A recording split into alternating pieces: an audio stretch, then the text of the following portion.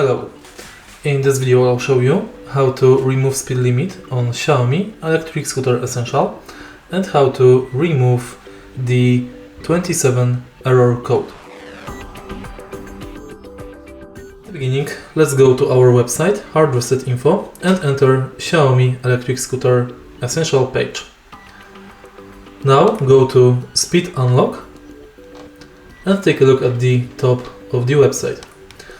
Right here you have to download necessary tools like Reflasher, Microsoft Net Core and drivers from these links. So let's download it.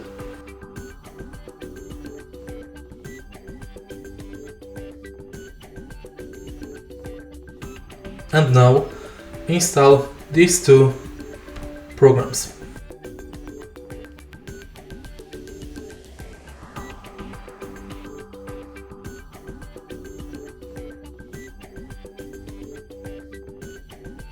Find this file,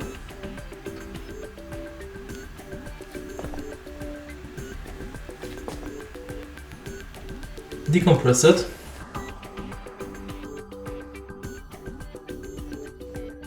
and now open the Scooter Hacking Reflasher while the second program is also installed.